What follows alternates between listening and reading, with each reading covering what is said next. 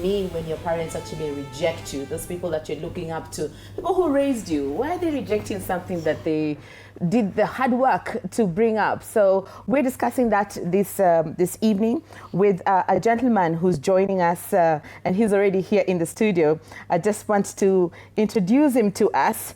His name is Paul Wangari, and Paul Wangari, karibu sana kwa studio. Paul Wangari is a certified counselor. He's a boy-child champion. He is a men advocate of the year awardee 2023. He's an author of 9 books, and I can see that he's brought some goodies with him today, including Becoming a Man, Kenya's leading mentor. He's a director shaping destinies and consultancies, and we are so privileged to have him in studio today. Karibu sana Paul Wangari. Asante sana, shukuru. Tumefurahi sana umetujoin. Na asante sana. Hizo vitabu nimeziona hapo. I think tutazichambua kidogo. I'm seeing some very interesting topics over there. Absolutely, absolutely. But we'll get time to look at those. Today we're looking at the topic of not good enough. And it's the relationship that children have with their parents. And sometimes parents have set certain goals, have set certain standards for their children, and those children are not able to meet those standards. Then kuna favoritism ina happen na pale. Those things do affect us in adulthood, don't they? Absolutely. And once again, thank you very much for having me. We are set for this discussion, beautiful one. And what you're saying is so true, you know, because when a child experiences rejection, when they experience biasness, when they are growing up, that actually defines who they are in future, the kind of choices they make in future, the kind of a person they grow to become in relationships, in workplace. Entirely their whole life is determined by how they were brought up and how their family was close enough for that kid. So if then there was a miss in terms of emotional attachment, in terms of love, in terms of acceptance, that child will grow becoming so cautious, also untrusting, that it affects the entire life. Oh, wow. Yes. And you know, you've just said it defines the life of the child. And I thought, let's go back to the definitions. Let's try that. Let's go back and define what is the difference between rejection and maybe neglect and just bad parenting? Absolutely. And there's a very thin line between them. Because rejection is where someone is denied acceptance, denied love, denied that feeling of being owned or being accepted or being nurtured well, you know. But again, when you're talking of neglect, is where someone intentionally, just because they are so preoccupied by other things, they leave this kid, you know, maybe to take care of themselves. And that's why you find a very young kid is able to do what is expected of them, yet it is beyond their age. You know, because they were taught by the harshness of the condition or the experience to be able to mature early enough. So when you're talking of abandoning, is where a parent is so busy with other things, and not just busyness in terms of productivity, but busyness also in terms of they are not aware of their role as a parent. You know, and therefore they find that this kid is a bother, this kid is a burden,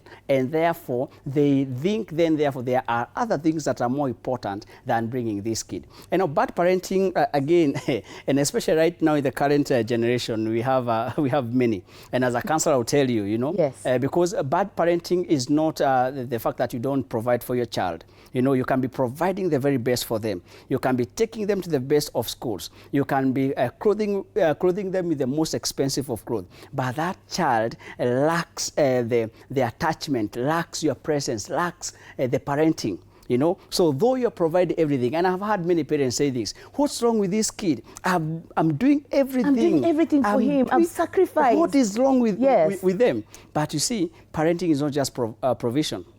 There is much more in parenting. And of course, as we discuss, we're going then to see what does it then mean, you know, when this kid, they grow up and then they have that a tendency of feeling that they were neglected, they were rejected, they were not loved, someone was not there, yet you provided everything. What do they really mean?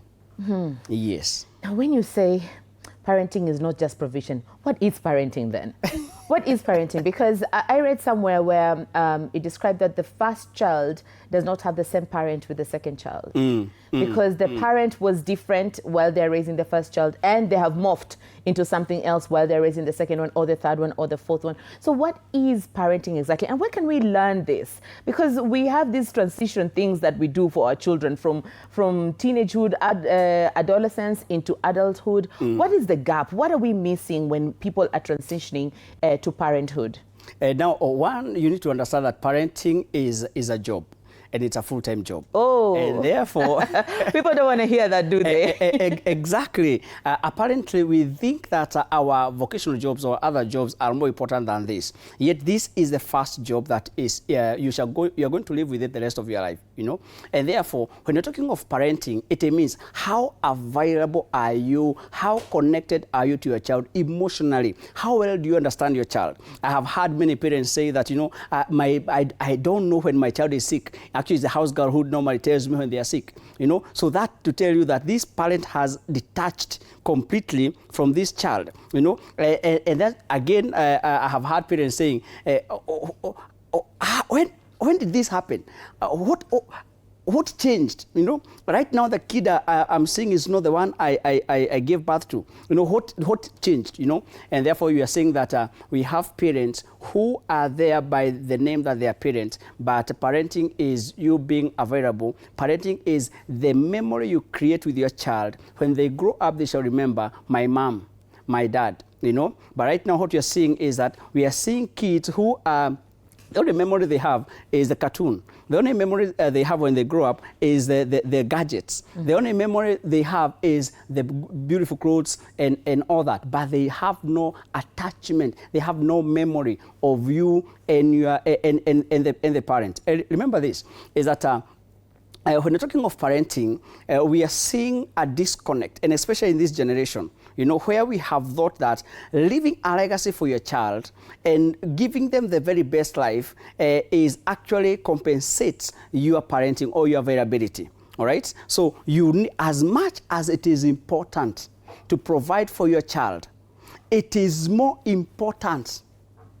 Right? Addressing that word. We are listening. Now we are very attentive. Yes. It is more important. Yes. You know, to actually invest in them. So as much as you're working so hard to ensure that you give them the very best, you take them to the best of schools, you leave something for them, you invest, you build wealth for them. Remember this, investing in them is more important. I know of a parent who was not very available to their child, you know, and this is unfortunate because the parent thought that by me building wealth will actually make me a greater parent, you know. But when this child was actually in primary school, they started having issues with self-esteem because they had detachment, especially the fathers. This is a boy, detachment with the father. When the boy was in high school, the teenage years, he experienced identity crisis because he never had an attachment with the dad. And the boy started abusing drugs because he felt that not the friends are more important, the friends are affirming him more than the father, you know, something that the father could have done. So when this boy did the KCSE, the boy failed terribly. But since the father had money, he took him to the US to study there. And 2 years later, the boy is sent back in Kenya. Why? Because the boy has become an addict, nuisance in the US. Oh. And when the father went to pick the boy at the airport, he could not believe it. You know, he asked, what haven't I given this boy? So the boy was taken to a rehab, but apparently when after 3 months, the boy came back home, the father bought him a V8 just to boost his self-esteem, gave him one of the businesses, but 6 months later, the boy was found overdosed and dead in that office. What are we saying? If you ask these parents, if you can take everything they own and you give them back their son, they could have told you, please take everything. Unfortunately, it cannot be undone. And that's what you're saying, that can you understand? And I love the conversation tonight because rejection is real. Rejection is real. It's just like a wound, you know. A wound may seem to have healed, but or it heals. A physical wound will heal, but emotional wound will not heal. It will live with this person forever, silently affecting them, eating them. And this actually comes to manifest later in life, when they're in marriage, when they're in work, when they're in a relationship. And again, this now starts now to define how they make decisions, how they deal with their lives. And that now becomes a downfall. Hold that thought, Paul, because we're going to go back to that question. But I just want to encourage our viewers and our listeners out there, please interact with us on our socials, and you can also ask us your questions on our WhatsApp number, which is there on your screen, and also on our socials at TV47KE. We would love to hear from you and what your experiences have been with rejection, especially as regards the parent-children relationship. And here's a very interesting warning, I think, for all parents, because that detachment, how will they take care of you in your old age? Absolutely. When you have detached from them? Absolutely, absolutely. Is this rejection usually very dramatic, or it can also be very subtle? No, let's contextualize this. All right, let's contextualize this. For example, I'm called Paul Wangari, you know, and many people ask me, why are you called Paul Wangari? You know, and I'm like, you know, a man planted a seed somewhere and disappeared. And that man, even today, I've never met this man. Are you serious? Right? Yes, I have never met my father. Have you tried to search for him? That's a topic for another day. Let's carry on. Yeah, so I want to take you through a journey of how a rejection can define the life of a person, right? Yes. And not just when they are young.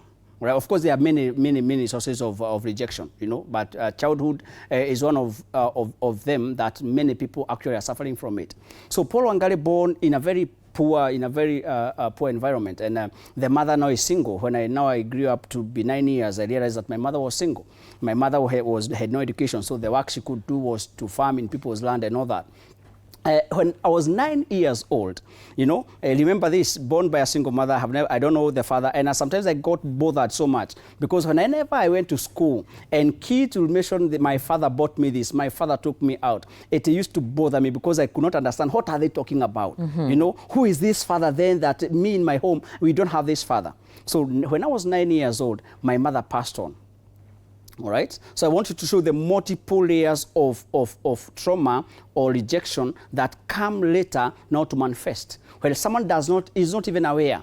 You know, and some people today are suffering not because they cannot deal with whatever it is that they're going through, but they don't understand the genesis, the source of their issue. And this is multiple childhood traumas. So my mother passed on when I was 9 years old, and I'm left with my grandmother. You know, and at that point I'm like, why is this life so unfair? Why is God so unfair to me? Because I never prayed to be born. This man, I have never met him. Now my mom is gone, and now I'm with my grandmother. Not to make it even worse, because my grandmother was elderly, 2 years later she passed on.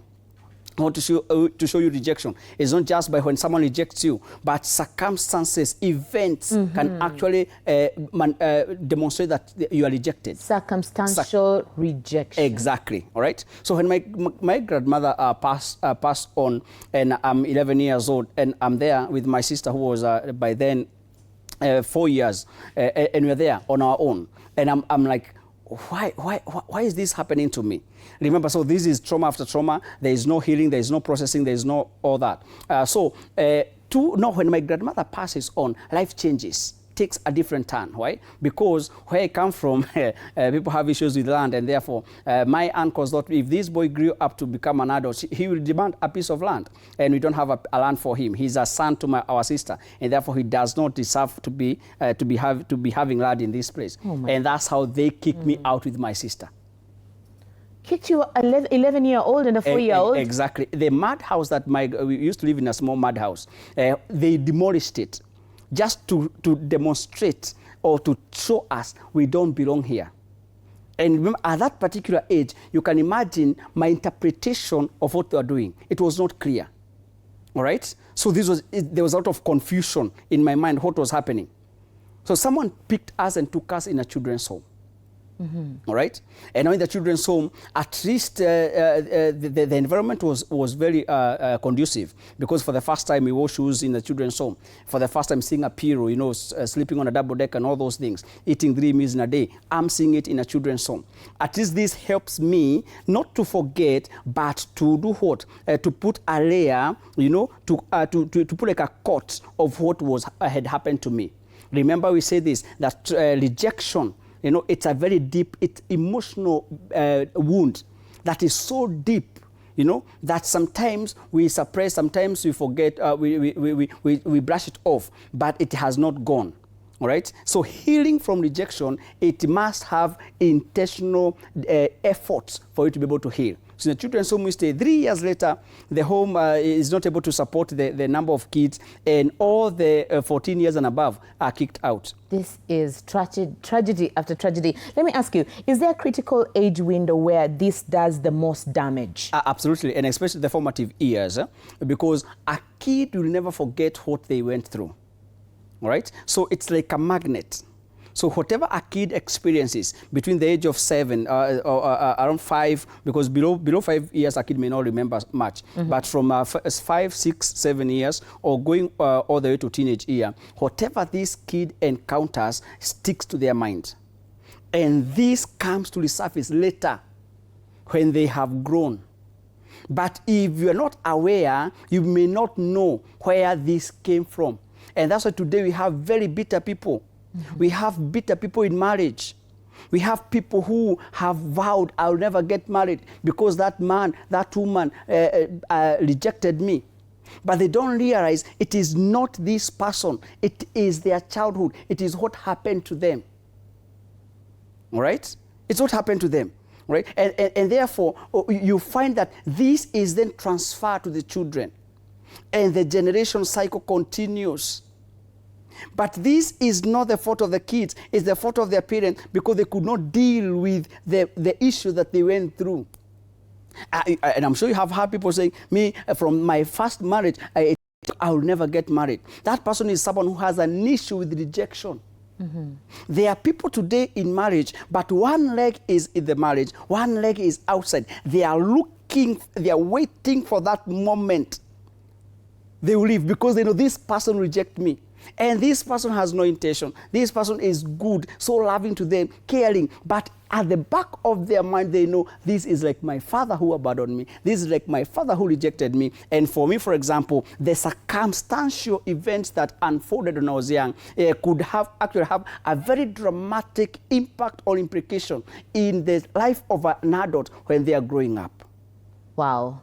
And you being seated here seems like the journey you overcame all this, and we'll get to maybe your personal experience Absolutely. on how you were able to jump these hurdles. Yes. But let's look at a parent who actually is present, is living with the child, Yes. but has set standards that are unattainable and is disappointed with this child. That's Yes. another level of rejection. Yes. Of you're not good enough to be my child. Yes. How do children handle this? What goes into a child's mind in your experience? I have actually attended to such many kids. And let me tell you this.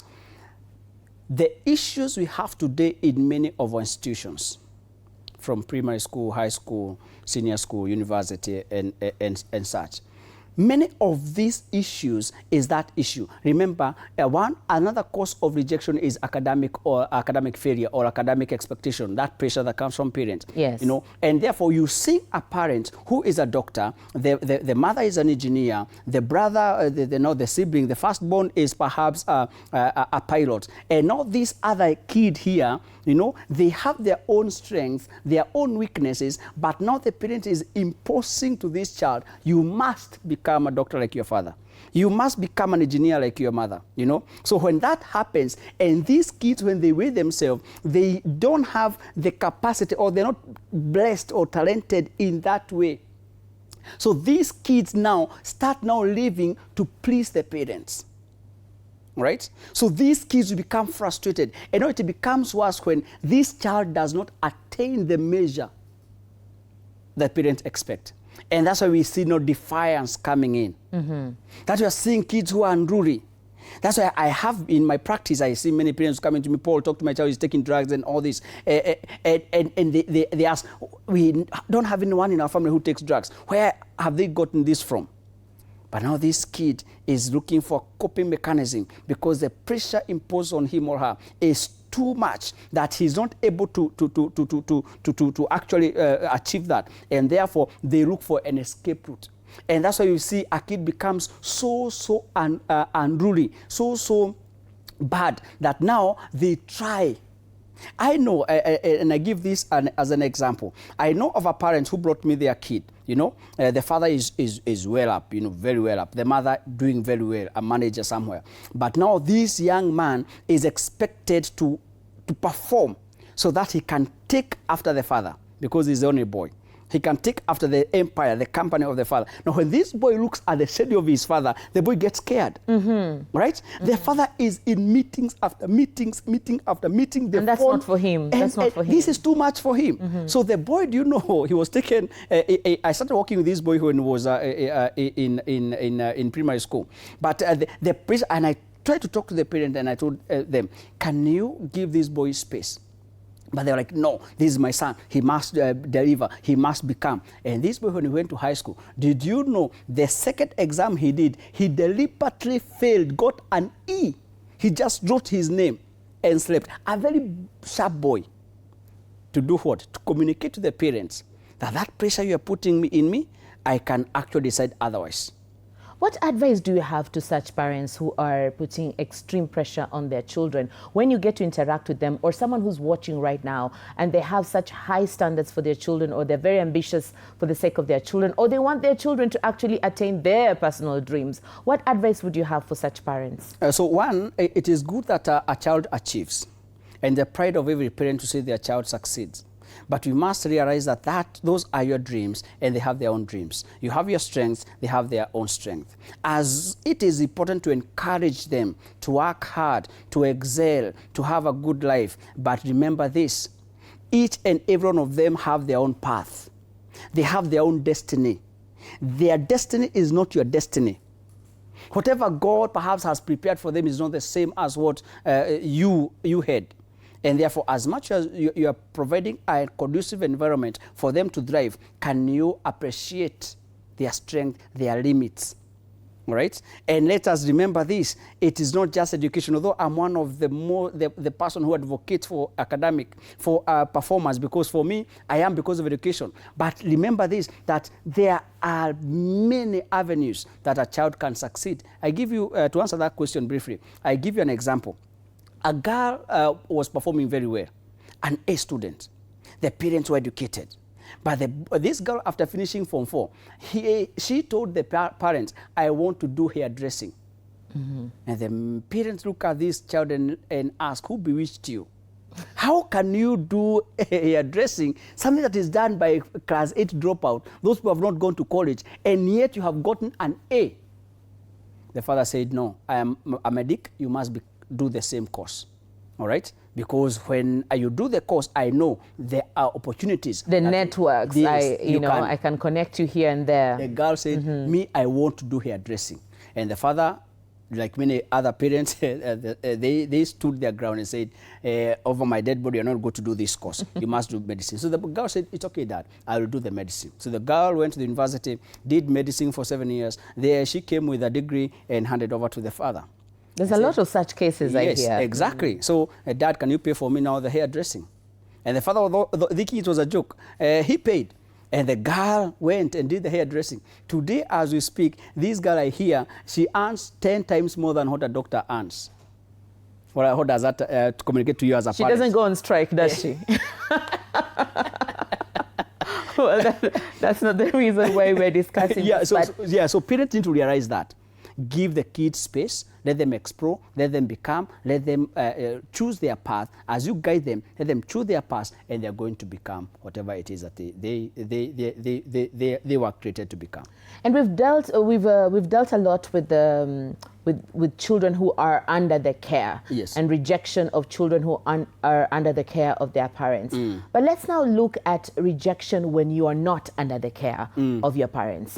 Say, for instance, when you've married someone that they do not approve of. Yes. And now they're almost cutting ties with you. How does that picture look like? No, it's very, very confusing, and especially to someone who perhaps grew in a very stable family. They were emotionally stable and everything. They had the care, the love, and the nurturing and all that. And now they come to a relationship or marriage, and they find rejection in it. So there's a lot of confusion because they have never experienced this. But I always say this: when someone rejects you, it is not you who have issues. It is them. They are projecting who they are to you. All right? So one of the most important things is to ask yourself, why are they doing this? Right? What problem do I have? Because whatever opinion someone has over you does not define your worth.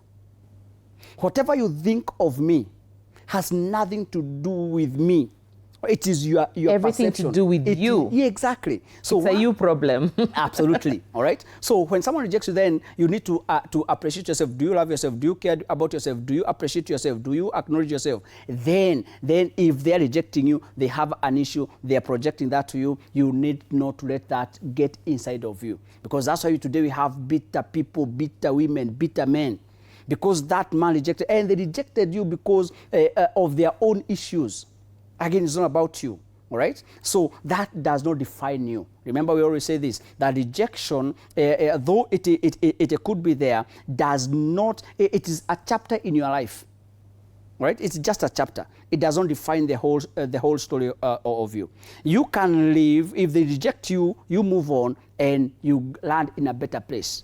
Right? But Paul, is understanding why the parent rejected you, does it help the child to heal? Must you understand why they were rejecting you for you to start healing? No. You don't have to understand, all right? You don't have to understand the whole picture. But the most important thing, remember this, is that by you holding to that rejection, it is you who it is eating you up. It is you who is carrying the burden. So the best important thing and the greatest step that you can do is to actually let go, forgive.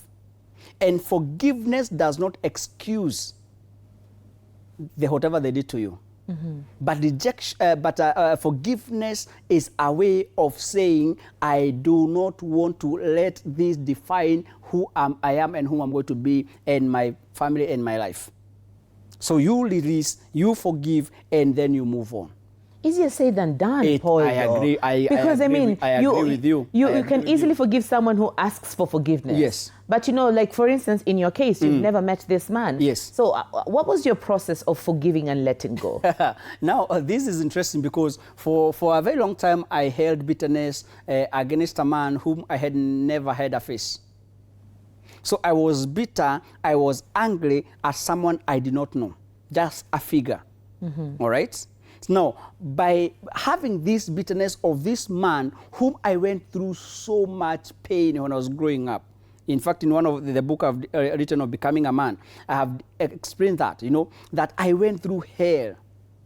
In fact, after children's home, I was at some point on the street, right? I was adopted by another family whom I stayed with for some time. They rejected me again. One of the couples rejected me. I was taken to another family and another family, So if my father was there, the pain I went through, I could not have gone through it.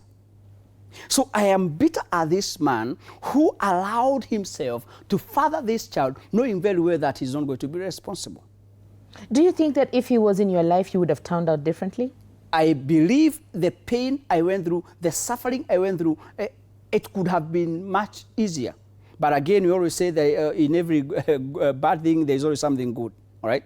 Because I believe, I don't know their family, but from my mother's side, I'm the only person who finished class 8. I'm the only person who went to high school. I'm the only person who went to the university, all right? Today, I'm only the person who at least has something. You understand? So in every bitterness, there's something. In every lemon, you can decide to make a lemonade, something out of it. Absolutely. Right? But I want to imagine that the rejection, the pain, the suffering that I went through, if this man was there, because even today, my cousin may not be very successful, but their father were there.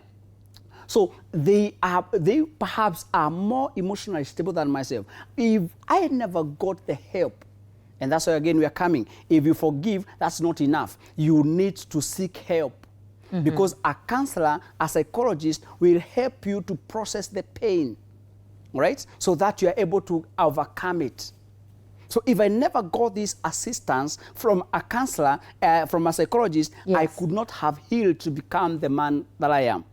So what I'm saying is true, yes. You forgive. But beyond forgiving, you must ask yourself, what is this bitterness I'm having? To whom, where did it come from? No, that pain can only be helped, you can only be helped to process it by someone who has experience. How does this follow someone into their adulthood, say in their romantic relationships or in their parenting of their own kids? What are some of the telltale signs that I need to get help about this situation? I give an example, all right? So this girl was born by a single mother, all right? So she never had a father. She had never seen a father.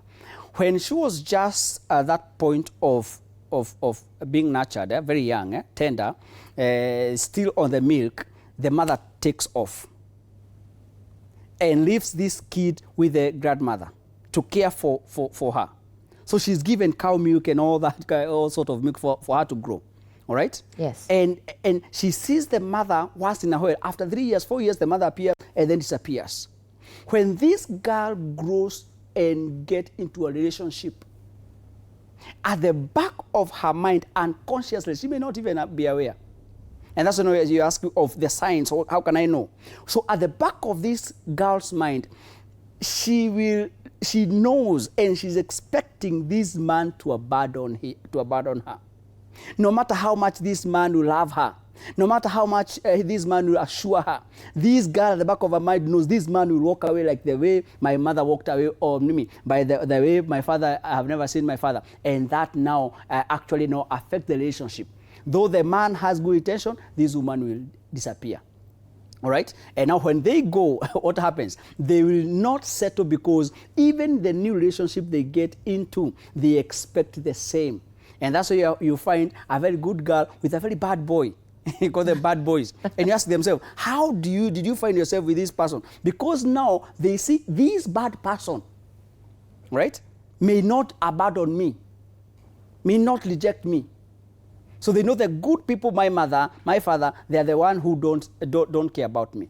All right? So you find it now in relationship, you find this person who is ever, nikama anashuku, they are waiting, they at the back of mind, they know they cannot trust, they have trust issues. They cannot trust this person, this spouse. They are always looking for clues. This person is cheating, this person will abandon me, this person does not care, they are looking for reasons to justify that this person will abandon me. And that's a very, very bad place to be in, because they don't know. They don't know. And now when they leave, what happens? If they have children, they start now coaching, teaching these children that people are not to be trusted, that women or men are not to be trusted. And now the child grows with the same mindset and into their adulthood. Paul, let's get practical here. If someone watching right now feels that they can feel this rejection right now in their lives, what's the first thing they should understand? They should know, again, I go back, is that it is not about them. It's not about them. My father who rejected me is not about me. All right? If that man knew, I don't know if he's alive or dead, but if he knew the man that I became later, I'm sure he could not have liked what he did. All right? So number one is not about you. Number two, find yourself, your self-value. All right? Love yourself, because no matter how much people will love you, they can never love you beyond how you love yourself. So when I accept myself, when I love myself, that again now becomes, it builds a wall around me that I'm not defined by how this person is treating me. All right? I am good enough. The problem comes in when now you don't know yourself. You don't know your self-value, you don't love yourself, you don't appreciate yourself. So when this person does something to reject you, you now stamp, no, I'm not good enough. And that's how you find this person emotionally, they become tortured. They say, I will never love again, I will never trust anyone. Mentally, they become depressed, they become an addict. And I know, in fact, a lady who was rejected by the husband, beautiful woman, a great woman, a career woman, successful in all ways. And she wondered, how can this man walk away from me? So she took it personal. And what did that do? She started now self-sabotaging herself, because she felt that her value is attached on this man. It is defined by this man. It is defined by this relationship. All right? And what does that now? You start now self-sabotaging yourself. You get into addiction. You get into carelessness. You lose yourself. And when you lose yourself, who suffers? It is not the man. It is not the woman. It is you who suffers. Let's flip the coin just a little bit. Yes. I know we've talked about how the first thing you need to know that it's not about you. Yes. But what if you are causing triggers to this other person for them to actually reject you? Because sometimes there are some actions that you do that make people want to isolate from you, to Yes. stay away from you. So what if you are the trigger? What if you are the cause? How do you handle that? And how do you identify that this is actually about me and not about the other person? So one, people can be selfish. That can be caused by several factors. People can be selfish. And when you become so selfish, what happens? Their life revolves around you.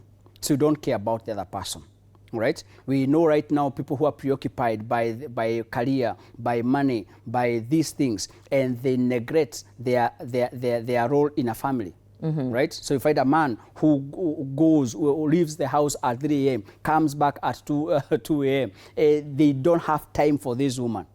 Right? So this person, though they mean well because they are working, but now their career becomes now the cause for them to face rejection. Right? So when you just think about yourself, again, you can have insecurities. Right? So insecurities that you cannot substantiate. So in your mind, you know the things are not right. This man or this woman will leave me. So these things that are in your mind. So that again causes your partner not to start now feeling this is too much, right? Again, you could be, yes, you have issues, and people have issues. Absolutely, yes. So it is good not to know what am I doing that my partner or my children are not okay with it. The moment you have the awareness, you are able to deal with it. Awareness. Yes. Thank you so much for that, Paul. And we are just running out of time over here. And I just wanted 30 seconds. If you could say one thing directly to someone who grew up feeling not good enough, what would it be? In 30 seconds, quick as we wind up. Yeah, so I'll say that you're good enough. And remember this, that your life is not defined by the opinion of others. And remember this, that rejection is just part of the journey. It's not the whole journey. So don't miss out. Don't allow the rejection to affect your future because of the past. Though it is there, you can heal. You can seek help. You can start appreciating yourself. You can start working on yourself. And the moment you work on yourself and you appreciate yourself, nothing on this life can be able to sabotage what you are created to be. Amen to that. I think right there, we're going to wind it right over there. Thank you so much for being part of this conversation. And also thank you for watching out there. And I think one thing that I will leave with tonight is that being rejected by a parent is not a verdict on your worth. It's a reflection of their limitations and not yours. To everyone who's watching and who's carried this weight very quietly, you are not too much. You are not too little. You are and you'll always be enough. From all of us here in the studio, I'm Wakio Mzenge. Our sign language interpreter was Catherine Simaloy, and we just want to wish you all a very good night. Feel enough.